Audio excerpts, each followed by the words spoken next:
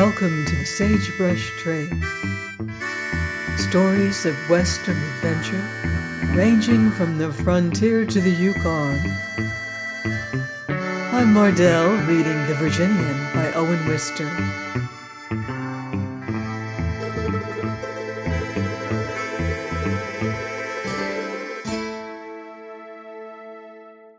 Chapter 10.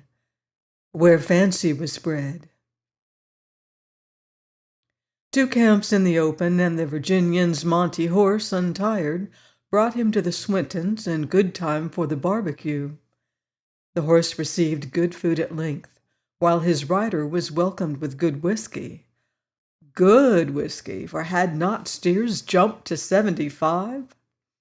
Inside the goose-egg kitchen, many small delicacies were preparing, and a steer was roasting whole outside. The bed of flame under it showed steadily brighter against the dusk that was beginning to veil the lowlands. The busy hosts went and came, while men stood and men lay near the fire glow. Chalkeye was there, and Nebraska, and Trampas, and Honey Wiggin, with others enjoying the occasion. But Honey Wiggin was enjoying himself. He had an audience. He was sitting up discoursing to it. "Hello," he said, perceiving the Virginian. "So you dropped in for your turn. Number 6, ain't he, boys?" "Depends on who's a-running the countin'," said the Virginian, and stretched himself down among the audience. "I saw him number 1 when nobody else was around," said Trampas. "How far away was you standing when you beheld that?" inquired the lounging Southerner. "Well, boys," said Wiggin, "I expect it will be Miss Schoolmarm says who's number 1 tonight." "So she's arrived in this here country?" observed the Virginian very casually. "Arrived," said Trampas again. "Where have you been grazing lately?" "A right smart way from the mules." "Nebraska and the boys was telling me they missed you off the range again," interposed Wiggin. "Say, Nebraska, who have you offered your canary to the schoolmarm said you mustn't give her?" Nebraska grinned wretchedly. "Well, she's a lady, and she's square, not taking a man's gift when she don't take the man. But you'd ought to get back all them letters you wrote her. You sure ought to ask her for them telltales." "Aw, pshaw, honey," protested the youth. It was well known that he could not write his name. "Why, if here ain't Bouquet Baldy!" cried the agile Wiggin, stooping to fresh prey. "Found them slippers yet, Baldy? Tell you, boys, that was turrible sad luck Baldy had. Did you hear about that? Baldy, you know, he can stay on a tame horse most as well as the schoolmarm, but you just give him a pair of young knitting needles and see him make 'em sweat. He worked an elegant pair of slippers with pink cabbages on 'em from Miss Wood." "I bought 'em at Medicine Bow," blundered Baldy. "So you did," assented the skillful comedian. "Baldy, he bought 'em, and on the road to her cabin there at the tailor's he got to thinking they might be too big, and he got to studying what to do, and he fixed up to tell her about his not being sure of the size, and how she was to let him know if they dropped off her and he'd exchange 'em. And when he got right near her door, why, he couldn't find his courage. And so he slips the parcel under the fence and starts serenading her. But she ain't inside her cabin at all. She's at supper next door with the Taylors, and Baldy singing 'Love Has Conquered Pride and Anger' to a lone house. Lynn McLean was coming up by Taylor's Corral, where Taylor's Texas bull was. Well, it was terrible sad. Baldy's pants got tore, but he fell inside the fence, and Lynn druv the bull back, and somebody stole them Medicine Bow galoshes. You gonna knit her some more, Bouquet?" "About half that ain't straight," Baldy commented with mildness. "The half that was tore off your pants? Well, never mind, Baldy. Lynn will get left too, same as all of you." "Is there many?" inquired the Virginian. He was still stretched on his back, looking up at the sky. "I don't know how many she's been used to where she was raised," Wiggin answered. "A kid stage driver come from Point of Rocks one day, went back the next. Then the foreman of the 76 outfit, and the horse wrangler from the Bar Circle L, and 2 deputy marshals, with punchers stringing right along, all got their tumble. Old Judge Burridge from Cheyenne come up in August for a hunt and stayed round here and never hunted at all. And there was that horse thief. Awful good looking. Taylor wanted to warn her about him, but Mrs. Taylor said she'd look after her if it was needed. Mr. Horse Thief gave it up quicker than most, but the schoolmarm couldn't have knowed he had a Mrs. Horse Thief camped on Poison Spider till afterwards. She wouldn't go riding with him. She'll go with some, and taking a kid along. Meh, said Trampas. The Virginian stopped looking at the sky and watched Trampas from where he lay. I think she encourages a man some, said poor Nebraska. Encourages because she lets you teach her how to shoot, said Wiggin. Well, I don't guess I'm a judge. I've always kind of kept away from them good women. Don't seem to think of anything to chat about to 'em. The only folks I'd say she encourages is the school kids. She kisses them. Riding and shooting and kissing the kids, sneered Trampas. That's a heap too pussy kitten for me. They laughed. The sagebrush audience is readily cynical. Look for the man, I say, Trampas pursued. And ain't he there? She leaves Baldy sit on the fence while she and Lynn McLean. They laughed loudly at the blackguard picture which he drew, and the laugh stopped short, for the Virginian stood over Trampas. You can rise up now and tell them you lie, he said. The man was still for a moment in the dead silence. I thought you claimed you and her wasn't acquainted, said he then. Stand on your legs, you polecat, and say you're a liar. Trampas's hand moved behind him. Quit that, said the Southerner, or I'll break your neck. The eye of a man is the prince of deadly weapons. Trampas looked in the Virginian's and slowly rose.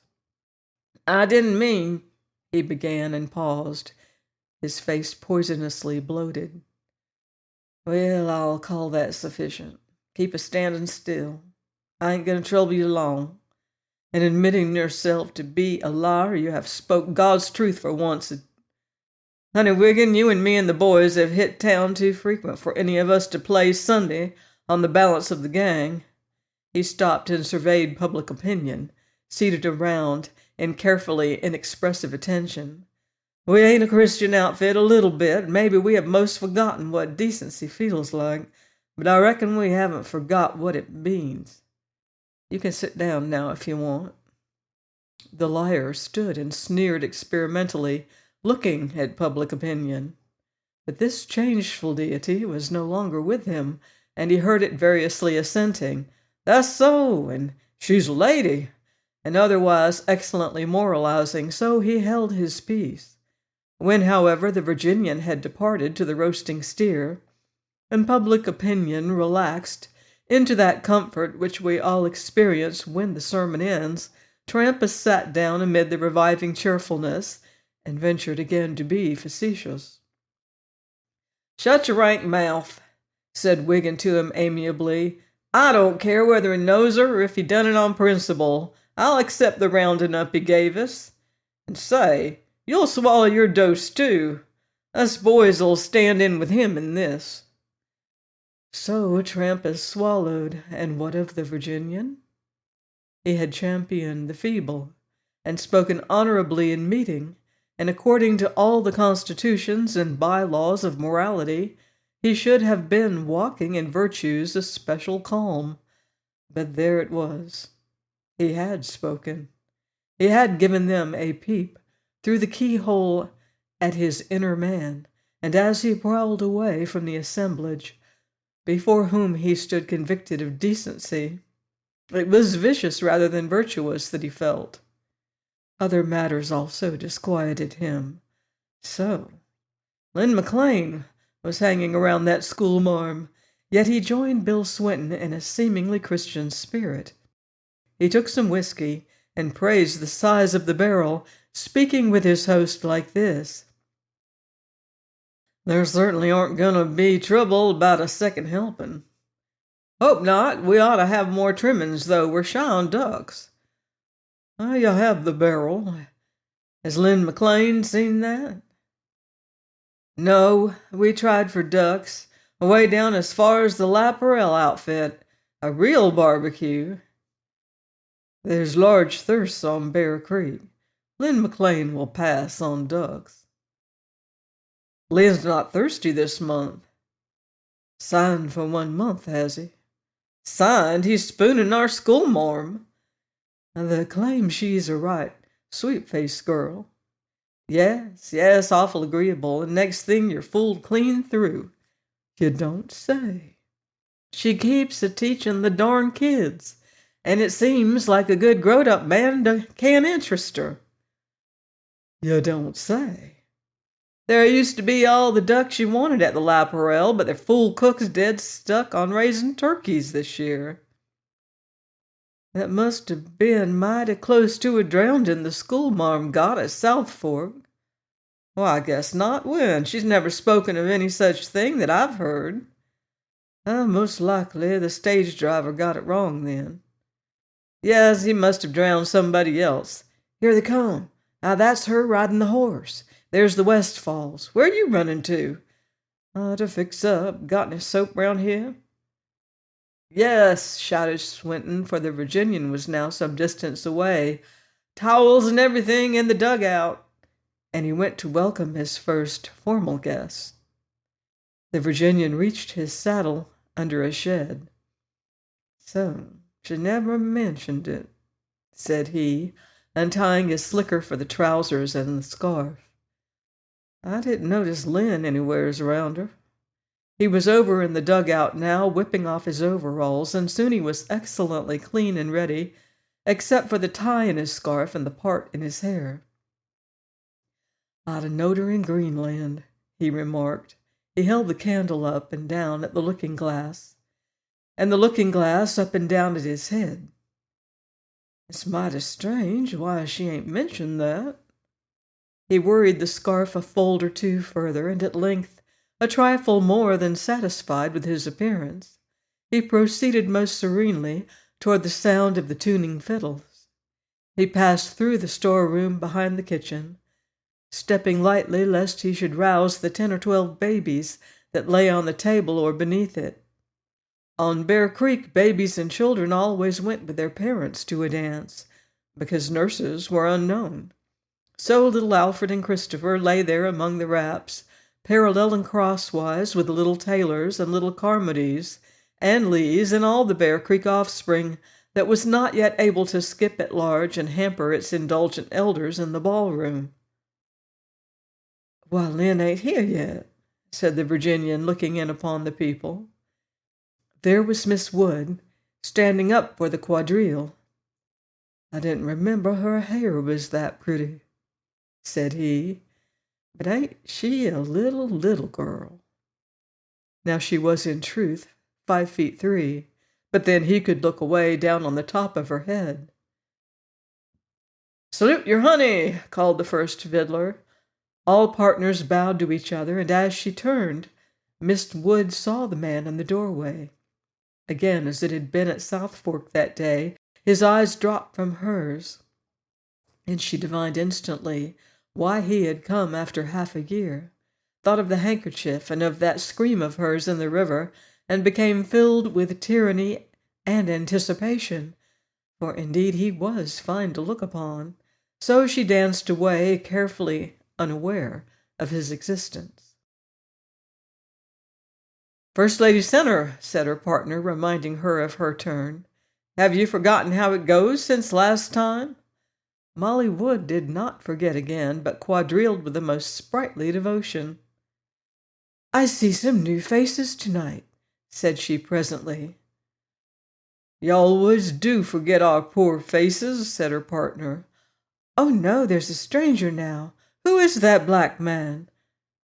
Well, he's from Virginia, and he ain't allowing he's black. He's a tenderfoot, I suppose. That's rich. And so the simple partner explained a great deal about the Virginian to Molly Wood. At the end of the set, she saw the man by the door take a step in her direction. "Oh," said she quickly to the partner, "how warm it is! I must see how those babies are doing." And she passed the Virginian in a breeze of unconcern. His eyes gravely lingered where she had gone. "She knowed me right away," said he. He looked for a moment, then leaned against the door. "How warm it is," said she. "Well, it ain't so screeching hot here. And as for rushing after Alfred and Christopher when their natural mother's bumping around handy, she certainly can't be offended," he broke off, and looked again where she had gone. And then Miss Wood passed him brightly again, and was dancing the schottische almost immediately. "Oh, yes, she knows me," said the swarthy cowpuncher. "She has to take trouble not to see me, and what she a fussin' at is mighty interesting. Hello!" "Hello," returned Lynn McLean sourly. He had just looked into the kitchen. "Not dancing?" the Southerner inquired. "Don't know how." "Had scarlet fever and forgot your past life?" Lynn grinned. "Better persuade the schoolmarm to learn it. She's going to give me instruction." "Huh!" went Mr. McLean, and skulked out to the barrel. "Why, the claim you weren't drinking this month," said his friend, following. "Well, I am. Here's luck." The two pledged in tin cups. "But I'm not waltzing with her," blurted Mr. McLean grievously. "She called me an exception." "Waltzing," repeated the Virginian quickly, and hearing the fiddles, he hastened away. Few in Bear Creek County could waltz, and with these few it was mostly an unsteered and ponderous exhibition. Therefore was the Southerner bent upon profiting by his skill. He entered the room, and his lady saw him come, where she sat alone for the moment, and her thoughts grew a little hurried. "Will you try a turn, ma'am?" "I beg your pardon?" It was a remote, well-schooled eye that she lifted now upon him. "If you like a waltz, ma'am. Will you waltz with me?" "You're from Virginia, I understand," said Molly Wood, regarding him politely, but not rising. One gains authority immensely by keeping one's seat. All good teachers know this. "Yes, ma'am, from Virginia." "I've heard that Southerners have such good manners." "That's correct." The cowpuncher flushed, but he spoke in his unvaryingly gentle voice. "For in New England, you know," pursued Miss Molly, noting his scarf and clean-shaven chin, and then again steadily meeting his eye, "gentlemen ask to be presented to ladies before they ask them to waltz." He stood a moment before her, deeper and deeper scarlet, and the more she saw his handsome face, the keener rose her excitement. She waited for him to speak of the river, for then she was going to be surprised, and gradually to remember, and finally to be very nice to him. But he did not wait. "I ask your pardon, lady," said he, and bowing walked off, leaving her at once afraid that he might not come back. But she had altogether mistaken her man. Back he came serenely with Mr. Taylor, and was duly presented to her. Thus were the conventions vindicated. It can never be known what the cowpuncher was going to say next, for Uncle Hughie stepped up with a glass of water which she had left Wood to bring, and asking for a turn, most graciously received it. She danced away from a situation where she began to feel herself getting the worst of it. One moment the Virginian stared at his lady as she lightly circulated, and then he went out to the barrel. Leave him for Uncle Hughie? Jealousy is a deep and delicate thing, and works its spite in many ways. The Virginian had been ready to look at Lynn McLean with a hostile eye, but finding him now beside the barrel, he felt a brotherhood between himself and Lynn, and his hostility had taken a new and whimsical direction. "Here's how," said he to McLean, and they pledged each other in the tin cups. "Been getting them instructions?" said Mr. McLean, grinning. "I thought I saw you learning your steps through the window." "Here's your good health," said the Southerner. Once more they pledged each other handsomely. "Did she call you an exception or anything?" said Lynn. "Well, it would cipher out right close in that neighborhood." "Here's how, then," cried delighted Lynn over his cup. "Just because you happen to come from Vermont," continued Mr. McLean, "is no cause for extra pride. Shoo, I was raised in Massachusetts myself, and big men have been raised there too. Daniel Webster and Israel Putnam, a lot of them politicians." "Virginia's a good little old state," observed the Southerner. "Well, both of 'em's a sight ahead of Vermont. She told me I was the first exception she'd struck." "What rule were you proving at the time, Lynn?"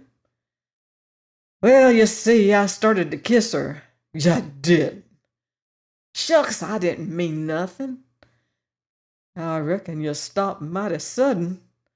"Why, I'd been riding out with her, riding to school, riding from school, a-coming and a-going, she chatting cheerful, asking me a heap of questions all about myself every day, and I not lying much neither. And so I figured she wouldn't mind. Lots of 'em like it, but she didn't, you bet." "No," said the Virginian, deeply proud of his lady who had slighted him. He had pulled her out of the water once, and he had been her unrewarded knight even today, and he felt his grievance. But he spoke not of it to Lynn, for he felt also in memory, her arms clinging around him as he carried her ashore upon his horse. But he muttered, "Plumb ridiculous," as her injustice struck him afresh, while the outraged McLean told his tale. "Trample is what she's done on me tonight, and without notice. We was starting to come here. Taylor and Missus were ahead in the buggy, and I was holding her horse and helping her up in the saddle like I done for days and days. Who was there to see us? I figured she'd not mind, and she calls me an exception. You ought to have just heard her about Western men respecting women. So that's the last word we spoke. We come 25 miles then, she scooting in front and her horse kicking the sand in my face. Mrs. Taylor, she guessed something was up. She didn't tell." "Miss Wood did not tell?" "Not she. She'll never open her head. She can take care of herself, you bet." The fiddle sounded hilariously in the house, and the feet also. They had warmed up all together, and their dancing figures crossed the windows back and forth. The two cowpunchers drew near to a window and looked in gloomily. "There she goes," said Lynn. "With Uncle Hughie again," said the Virginian sourly. "You might suppose he didn't have a wife and twins to see the way he goes gambling around." "Westfall's taking a turn with her now," said McLean. "James?" exclaimed the Virginian. "He's another with a wife and family, and he gets the dancing too." "There she goes with Taylor," said Lynn presently. "Another married man," the Southerner commented. They prowled around to the storeroom and passed through the kitchen to where the dancers were robustly tramping. Miss Wood was still the partner of Mr. Taylor. "Let's have some whiskey," said the Virginian. They had it, and returned, and the Virginian's disgust and sense of injury grew deeper. "Old Carmody has got her now," he drawled. "He pokers like a landslide. She learns his monkey-faced kid to spell dog and cow all the morning. He'd ought to be tucked up cozy in his bed right now, old Carmody ought." They were standing in that place, set apart for the sleeping children. And just at this moment, one of the two babies that were stowed beneath a chair uttered a drowsy note. A much louder cry, indeed a chorus of lament, would have been needed to reach the ears of the parents in the room beyond, such was the noisy volume of the dance. But in this quiet place, the light sound caught Mr. McLean's attention, and he turned to see if anything were wrong. But both babies were sleeping peacefully. "Them's Uncle Hughie's twins," he said. "How do you happen to know that?" inquired the Virginian, suddenly interested. "Saw his wife put 'em under the chair so she could find 'em right off when she come to go home." "Oh," said the Virginian thoughtfully. "Oh, find 'em right off, yes. Uncle Hughie's twins." He walked to a spot from which he could view the dance. "Well," he continued, returning, "the schoolmarm must have taken quite a notion to Uncle Hughie. He's got her for this quadrille." The Virginian was now speaking without rancor, but his words came with a slightly augmented drawl, and this with him was often a bad omen. He now turned his eyes upon the collected babies wrapped in various colored shawls and knitted work. 9, 10, 11 beautiful sleeping strangers," he counted in a sweet voice. "Any of 'em yourn, Lin?" "Not that I know of," grinned Mr. McLean. 11, 12. This here's little Christopher in the blue striped quilt. Maybe that other yellowhead is him. Angels have commenced to drop in on us right smart along Bear Creek, Lin. What trash are you talking anyway? If they look so awful alike in the heavenly garden," the gentle Southerner continued, "I just hate to be the folks that has the cutting of 'em out of the general herd. That's a right quaint notion, too," he added softly. "Them under the chair Uncle Hughie's, didn't you tell me?" And stooping, he lifted the torpid babies and placed them beneath the table. "No, that ain't thorough," he murmured. With wonderful dexterity and solicitude for their welfare, he removed the loose wrap which was around them, and this soon led to an intricate process of exchange. For a moment Mr. McLean had been staring at the Virginian, puzzled. Then, with a joyful yelp of enlightenment, he sprang to abet him. And while both busied themselves with the shawls and quilts, the unconscious parents went dancing vigorously on, and the small, occasional cries of their progeny did not reach them. Join me next week on the Sagebrush Trail for more exciting adventures of the Virginian by Owen Wister.